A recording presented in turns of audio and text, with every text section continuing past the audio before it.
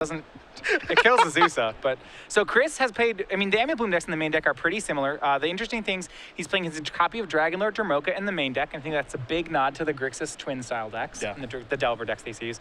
The utility lands, he's decided to go with 2 copies of Cavern of Souls, so he has a second one in there. He's playing the Colony Garden and the Radiant Fountain as his other utility lands today. All right, we got a stomping ground off of a Windswept Teeth. Garberg's going to go down to 17, play Noble Hierarch. That's going to kick off round number 4 here, our last round of Modern for the day. VanMeter number 14, our Open Series leaderboard. Garberg looking to pull a bit of an upset here with his Zoo strategy. He's a little bit of a bigger Zoo deck, a little Brian Kibler-esque influence here. You've got Knight of the Reliquary, 4 copies of that card. That said, we're going to see what Chris can put together. And this is my first time actually getting to watch Amulet Bloom in action, covering an Amulet Bloom match. So I'm excited as he's going to start off with just a Teleria West. So it looks like he has 2 copies of Summoner's Pact, he has an Azusa, so he has a lot of mana and he has Titans. The question will be how many bounce lands he has and how fast can he deploy them here. That's a Voice of Resurgence, a Windswept Teeth, and a passing of the turn. VanMeter will draw. The early game is all about just counting to 6, how fast can you do it. This is a Serum Visions. Take a draw there. Picked up a copy of Radiant Fountain, so Chris will scry. Cavern of Souls among the cards that he's looking at. Do we like Serum Visions in this deck? Yeah, Serum Visions is great. You play 4 of that. You play 4 copies of Ancient Stirrings, and you'll want all of them. You just need a little bit of manipulation to find the stuff. Yeah, so you actually, sometimes it's hard to find the actual combo pieces, and because you're playing bounce lands, any 1-mana cantrip, you usually can find a spot to weave that in between your other cards. VanMeter will play a basic force and just pass the turn, but Garberg is going to sacrifice that Windswept Teeth. Go down to 16. We'll see if he wants to get a non-basic untapped here or not. So an interesting thing here, if he knows the deck he's on, is that whether or not Tully will leave up a burn spell. So what Chris can do is he can play, if he has an Azusa next turn, but if his next land is a bounce land, maybe that's the only other land he has, what you can actually do is with the trigger on the stack, if you kill the Azusa, Chris won't get he'll only get 1 additional land drop instead of 2, because she'll be gone before the bounce land trigger resolves. Gotcha. So if Tully leaves up burn here, he can make the Azusa a ramp of 1 instead of a ramp of 2. But he has to be aware that that's what he's doing right now. Instant speed burn in the deck, 4 lightning bolts and 3 lightning helixes. There are also 3 copies of Dromoka's Command, so I suppose that counts. Yeah, I mean, those are going to be great. But if he wants to get around just the natural Azusa, now granted, Amulet play 1 or 2 Azusas, so that's not huge. You saw the attack with Voice of Resurgence for 3, Noble Hierarch providing the Exalted, and now there's a Tarmogoyf. We'll check the sizing on that as VanMeter will grab the die. It's going to be a 2/3 at this point. It's just sorcery and land in the graveyard. VanMeter will take a draw step. Yeah, so he's left up burn. That's good. Azusa the draw. Yeah, second copy of Azusa is not good here for Chris. The issue he's having is that he actually doesn't have additional land drops to make with his plays right now. He's just not getting to 6 any faster than turn 6 at the moment. Serum Visions drew a copy of Summer Bloom, and now we'll see what the top cards are. Don't get a great look at them. Yeah, so what the Summer Bloom means, it is not much here. It does mean that he just may not use any of these Azusas. If he's looking for bounce lands at this point. Yep. This deck does play plenty of them. Simic Growth Chamber, 4 of those, 3 Gruul Turfs, and then a Rot Farm. Wow, a Rot Farm? 10. It's 10? A Celestial Sanctuary and a Boros Garrison. 9 green ones in the Garrison. Okay. Garrison, of course, for the Slayer Stronghold. Yeah, Garrison's the one that you never want to draw, but you need for the combo. You play a white and a black one. Black so you can play for Slaughter Pact. The white one so that you have alternate ways of activating your Slayer Stronghold in combination with Gruul Turf. Also, it helps with some of your board cards sometimes. But the blue and the green one, the blue and the red ones are the big ones. The Gruul Turfs and Simic Growth Chambers. VanMeter still getting to work on the scry here from the Serum Visions. You see he's got the copy of Slayer Stronghold in hand. Yeah, so sometimes drawing your combo pieces is not exactly where you want to be. It's not going to hurt Chris at all here. Just the lack of some bounce lands here may, though. That might be the issue. That's what he needed in this hand. The interaction between extra land drops and bounce lands is very nice because you can just actually, a lot of times you just are a Summer Bloom deck. You play a turn 2 Summer Bloom, then you play 2 bounce lands and replay the stuff that your lands, and okay, then you get to 6 on turn 3 actually with just the card Summer Bloom if you have the land drops. Radiant Fountain is the land that was played, so VanMeter's going to go up to 19. Yeah, this will be nice because if he draws a bounce land, he can use those extra land drops to just start replaying Radiant Fountain a bunch of times as he works his way up. But the lack of bounce land is still getting to him. I mean, it's turn 3 and he's played 3 lands. Lightning Bolt goes upstairs, which grows the Tarmogoyf. VanMeter's going to go down to 16. Garberg's going to search up a land here with his Windswept Heath. Thin his deck out a little bit. Make it so that hopefully he can continue to draw burn spells. Temple Garden is the land he searches up. Zoo, all things considered, a very honest deck in Modern. Yeah, absolutely. It's nothing wrong. Yeah. I mean, it's not flashy. no. There's nothing exciting about it. Doesn't mean it's bad though. I expect it's good against, especially as people get to more things like these Grixis twin decks. This deck's very low to the ground to try to play a tempo game against. And Kolaghan's Command is not good against these creatures. No. There's an attack for 5. Pass the turn back. VanMeter's down to 11. He's got to do something explosive. He needed to draw a bounce land that turn. He drew Hive Mind, which he does have 2 green packs, so that's not a terrible draw. I think he's going to be 1 turn short of being able to kill here. Like, he's going to play Azusa as a chump blocker. There is a Sousa. So if he draws a bounce land next turn, he can Summer Bloom and play both halves of it and play it twice. Then on the following turn, he can play Hive Mind and play 2 Pacts, and then hope to dodge any upkeep burn. But I don't think Chris is going to get there in time. I don't think he is going to either. Let's see what we have here. It's going to be a Noble Hierarch. His hand was pretty reasonable. He had a Blue Source, a Serum Visions, an Azusa, and 2 Summoners packs. It was a good start. To not find a bounce land was unfortunate. There are 10 of them. Well, he's rubbing the hands together. Yeah. Ugh, he drew a copy of Pack Negation. Yeah, I mean, also if he'd found an Ancient Stirrings would find a bounce land very easily. So a lot of things have missed here for him. He's got a couple copies of Summer Bloom in hand at this point. Yep, he's just got to concede the game. So Tully Garberg is going to win game number 1 here over Chris VanMeter. Naya Zoo up a game over Amulet Bloom. Yeah, that certainly is a steal for Tully. Now, I don't think these things we'll see how much better they get after sideboard. This is still recoverable for Chris. We're going to start with Chris's sideboard because one thing that this deck can do is it can go to just a normal game plan. You don't have to be all in on the combo like the Hive Minds or anything like that. We've seen players like Sam Black and Justin Cohen at Pro Tour Fate Reforged say, you know what, I've got like some Hornet Queens and some Thragtusk, and Chris actually has access to some of those cards. Yeah, so Chris he's going with 3 Thragtusks and a Hornet Queen in his sideboard. So you'll see him get away from the Hive Mind combo. Hive Mind into Summoner's Pact doesn't actually win very well against Zoo. They can pay for it. So you'd need to have 2 packs in Hive Mind. That's just a little much. Also, making Thragtusks is just good against Zoo. It's great. Right. You can win that way. So I expect he'll board in all these Thragtusks, all 3 Thragtusks, a Hornet Queen. I think we'll get away from Pact of Negation. I think we'll get away from Hive Mind. That's 5 cards to cut. I would also expect to see him get away from some number of Azusa. Taking a look at Tully's side of things, he's got a Celestial Purge, a Scavenging Ooze, a Hushwing Gryff, a Thrum the Last Troll, a Rending Volley, a Kataki, War's Wage, an Eidolon of Rhetoric, and a Wear Tear. Those are all singletons to go along with 2 Ancient Grudge, 2 Spellskite, and then 3 Leon's Sanctities.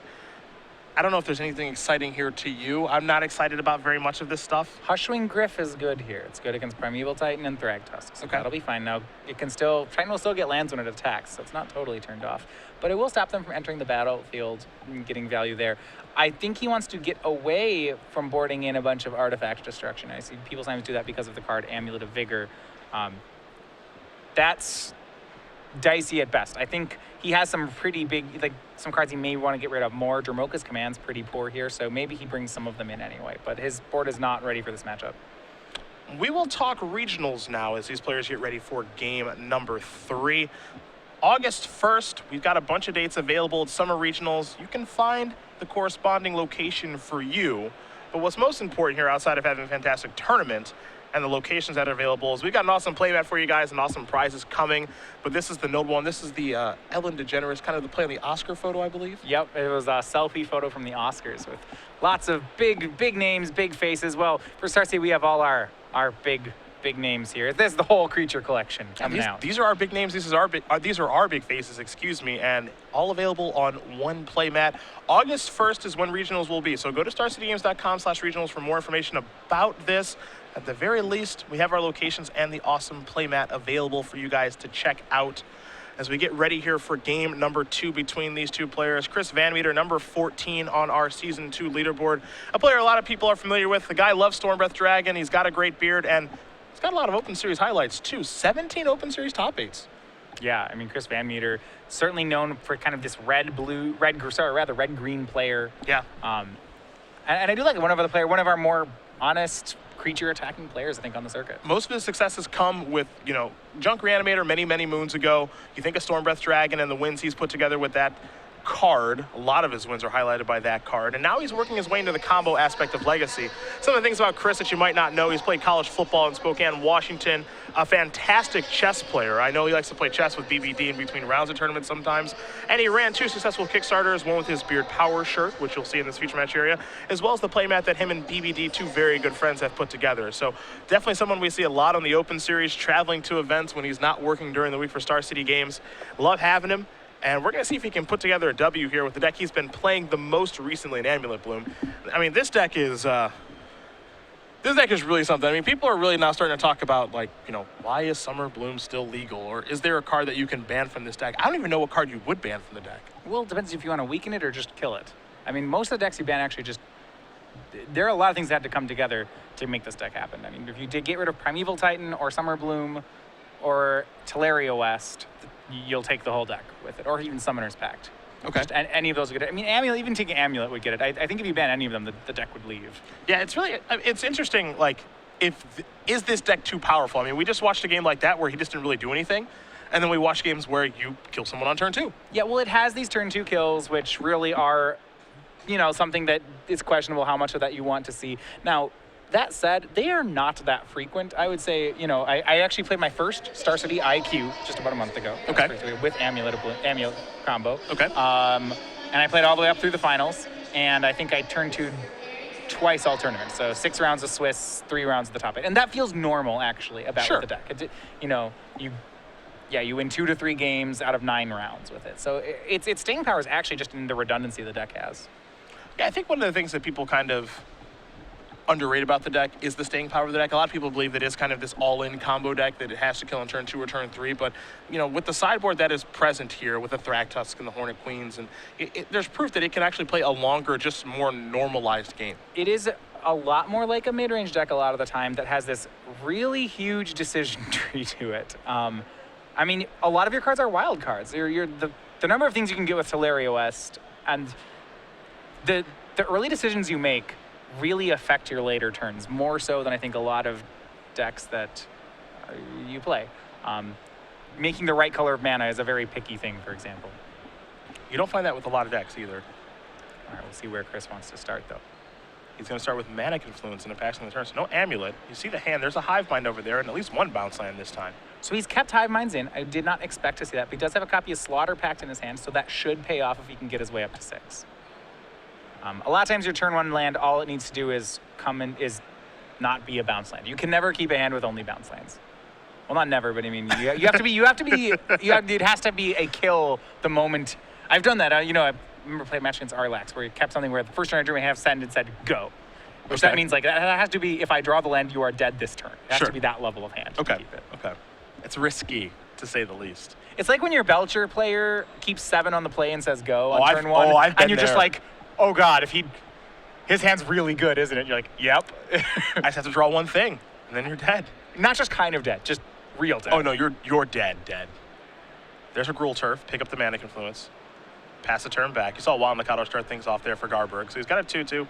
I have to imagine it will be a 3-3 here in just a moment. Right, so if I'm on the Naya side, I expect what Chris has kept is either a Azusa next turn or a Summer Bloom next turn, preferably Summer Bloom. I mean, with Chris's hand, he could simply Bloom next turn, play 4 lands, and then turn 4, play Hive Mind Slaughter Pact. And that's probably fast enough.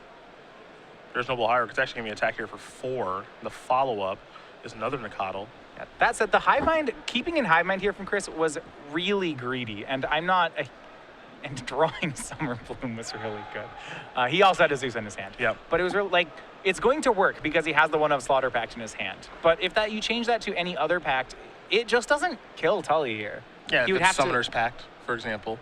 Pact of Negation needs another card to be cast with it for that to work. And also, you don't have Pact of Negation in this matchup anymore anyway. It's not a good card. Well, Summer Bloom was the draw, so we're all looking for some fireworks here, Chris, if you can provide them. You'd prefer to play Summer Bloom here so that I guess Tully doesn't have any mana up for burn, so Azusa's also fine as long as you can play Azusa. You can play untapped land, Azusa, then you play bounce land. And you'd have to have 2 untapped lands to make sure that turn 6 you can make the Hive Mind. That said, Summer Bloom is usually just better than Azusa. I have to imagine that's the case. It just seems more powerful. You play Azusa because you're only allowed to play 4 Summer Blooms. Sure. You could just play 6 and play 0 Azusa. I mean, you can pact for Azusa, so there's a case to playing 1, but I mean, it's bad Azusa. It's bad Bloom most of the time. Still haven't seen the Amulet of Vigor draw here, but... Right, and that's the thing, what people remember playing about this deck is the times when the deck when the guys kill you on turn 2, but that's not, there's so many games where that doesn't happen. Looks like he's going to go the Azusa route. So there is Azusa. So 2 extra lands can come down here. Yep, he's got Bloom lands, so he's going to copy Gruul Turf with Vesuva. We believe. Or maybe he could be copying one of Tully's lands as well. Yeah, he's going to copy one of Tully's lands and then pick up Mana Confluence. So this allows him next turn either play Titan Yes. or Hive Mind. Right. I don't think he has Titan. Oh, he has Titan. Oh, he has Titan? Yep. Okay, he has both. He's got both options rolled up right now. Yeah, I mean, he wants some, so there's some insurance policy, right? If Tully doesn't have, Tully doesn't have black mana, so the play is going to be Hive Mind. Unless he doesn't have blue, he's blue on the Mana Confluence. Yeah, on the Mana Confluence, yeah, so that takes care of that aspect of it. He's got it set up. There's Lightning Heals to take care of Azusa. Yeah, we'll get 6 points of damage across here from the foil Wild Nacatls. Yep, and that's not going to be enough. Yeah, Hive Mind should get the job done here. Yeah, like I said, I'm surprised it's in the deck, but it's gonna win this game. That said, pretend the Hive Mind's not here, and you just have a Thrag Tusk in its place. I think this game is also good for Chris if he just plays a Primeval Titan this turn, the next gets a Teleria West, next turn plays a Thrag Tusk. That seems like a good game for Chris as well. VanMeter drew a copy of Gemstone Mine for the turn. And I believe that Hive Mind plus Slaughter Pact should get the job done. He's going to take his time and analyze some things to make sure he's not making a mistake.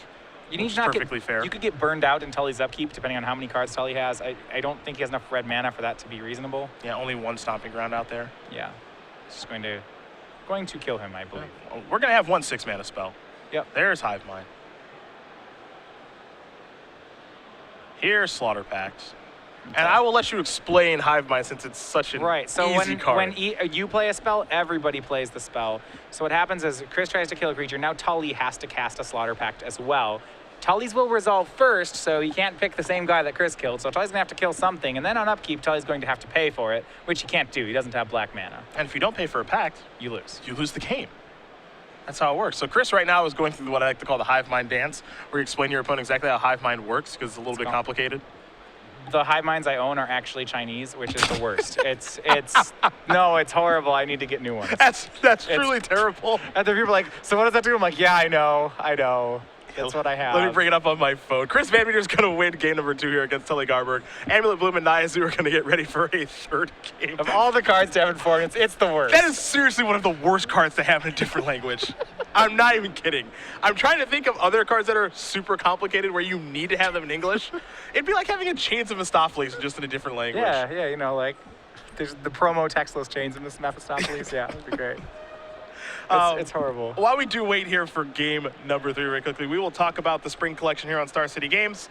Of course, we've taken some of our things from game night and we've put them on playmats, on sleeves, and on dice bags. So you've got the bunny, which we're wearing on our lapels this weekend in honor of game night for June. The bee, the cat, and the delver of Squeakrits. StarCityGames.com/creature collection available for more information. You've been practicing his name. I have.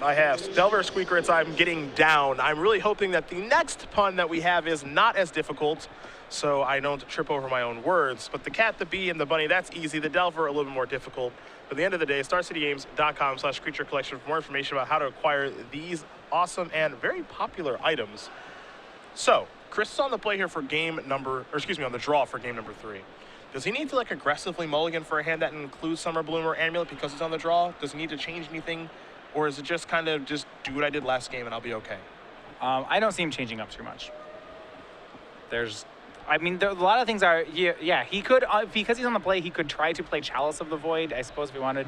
He has an Engineered Explosives in his board. That's probably in the deck also. It takes care of a lot of 1-drops. You can search for it with Teleria West.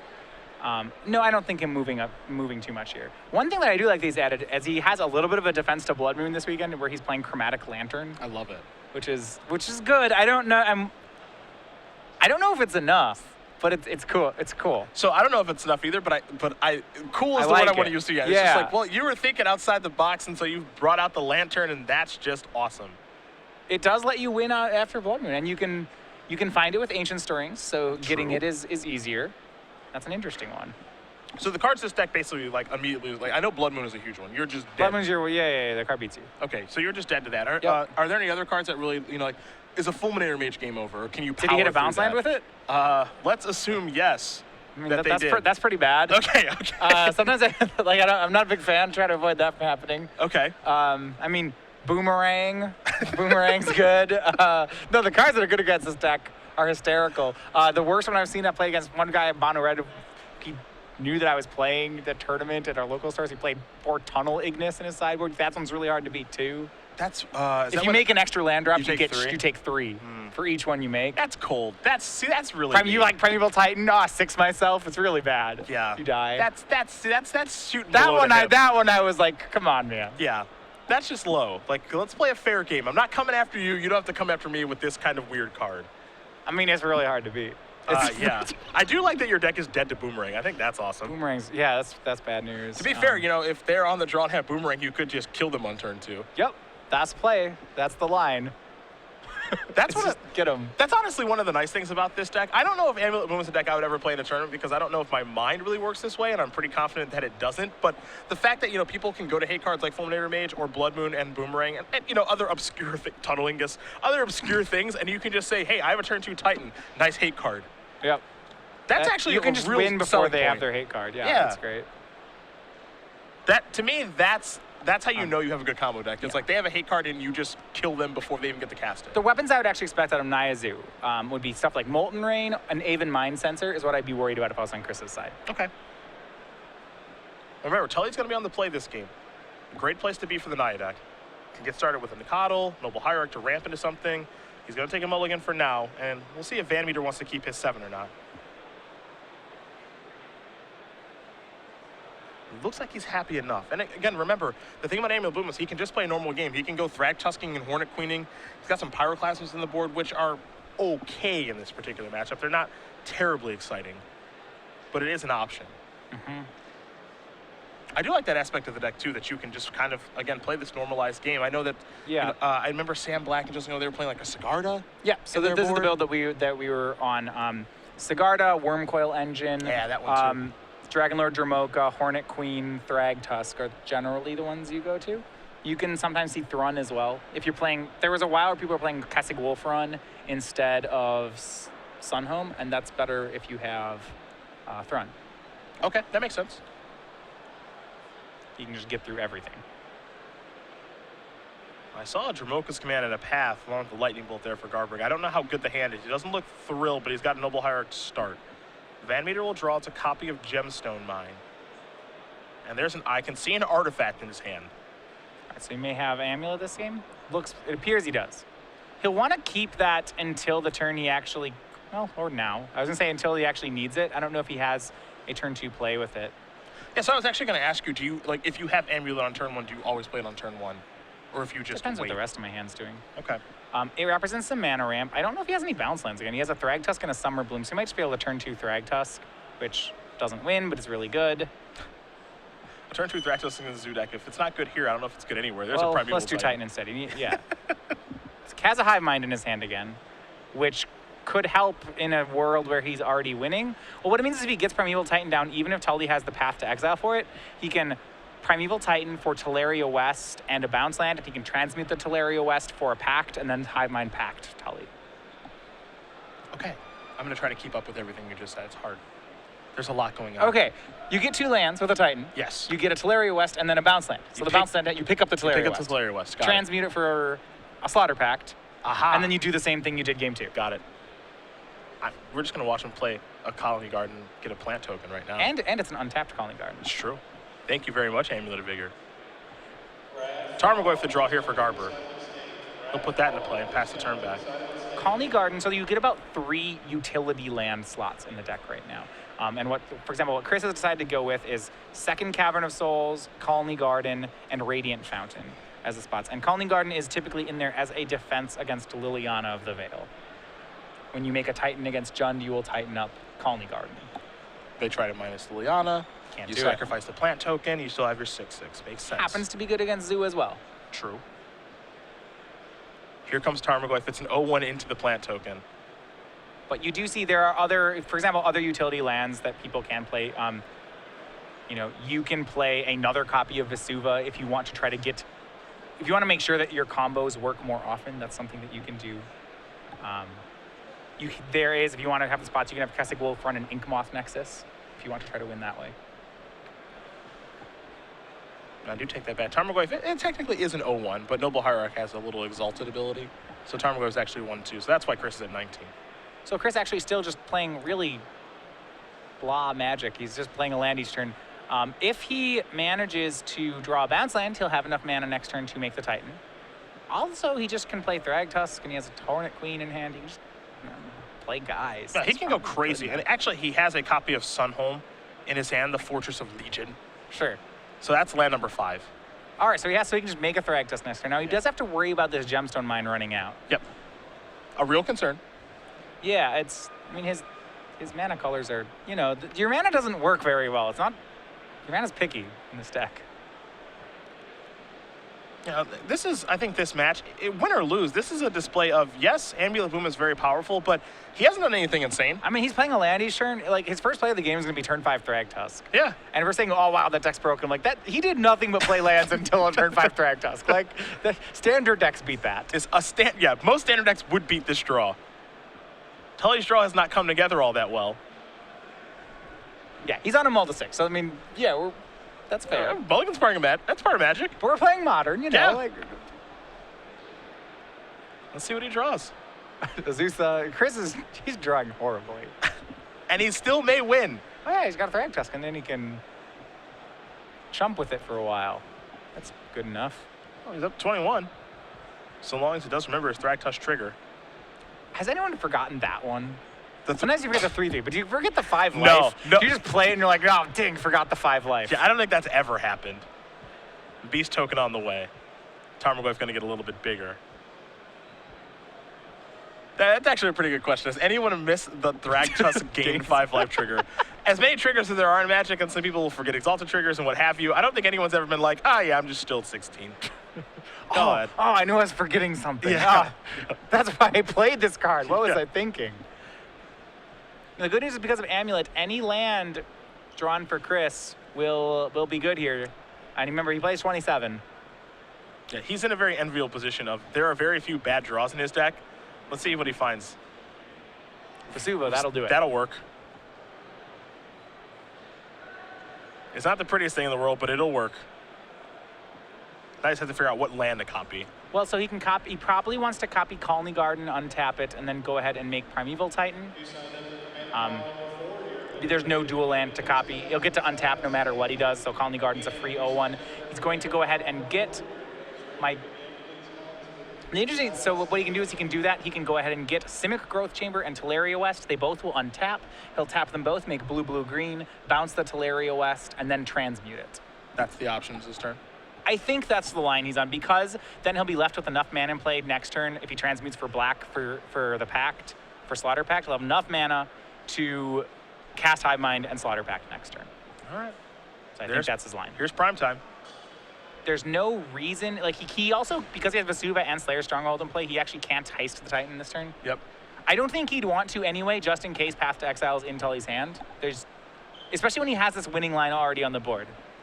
This is more of a value Titan. To be honest, most of the Titans in this deck are value Titans. You don't actually go for the haste. You don't need to. A lot of times, decks in Modern are not very good at dealing with a 6/6. You can just attack with him next turn, and it's usually pretty good. And Chris is deciding what he wants to search up here. He's brought a Simic Growth Chamber to the front. He's analyzing his hand, because remember, he does have a Souza. He does have Hive Mind, also Hornet Queen in hand as well. He's got some real options here. Yeah, this is just the easiest one, though. So it's, Vesuva, Teleria West. The Amulet of Bloom trigger Amulet of Vigor trigger will go ahead and untap both these. So he's going to have to bounce a land, but first he can tap them both for mana. He doesn't really need to present yet, because I think he's going to transmute immediately. That's one thing I always feel like, hey, I'll present at the end of the turn. I'm gonna be in this deck like 3 or 4 times. Yeah. So hold on. This is gonna be here for a while. Yeah, So these people are supposed to like, well, I'm gonna shuffle it in. I'm like, that's fine. It's cool. Here's our triggers. Right, here's our triggers. They're going to untap off Amulet. You see Chris is explaining that right now to Tully. So long as you let me, I will be doing this. Yes, Tully does have, even if Tully removes the artifact, that doesn't matter. And actually, he's going to path the Titan. This gives extra lines to Chris because his basic force is in play. If he wasn't in play, the basic force would actually untap off Amulet, which is kind of neat. Yeah, I like that interaction, actually. Yeah, if they path your guy, you get mana. And that's why you don't go for the haste lands. But you see these on tap. He's going to have to bounce a land, but first he gets to make mana, and it's just enough to transmute the Teleria West. Got it. Looks like he's going to pick up Gemstone Mine. Okay, so, well, he had a kill. The kill, I believe, is, he transmutes for Slaughter Pact, and then he has 6 mana on the table, a Hive Mind in hand, and a Slaughter Pact in hand. But as it stands right now, he's and just 17, I don't think...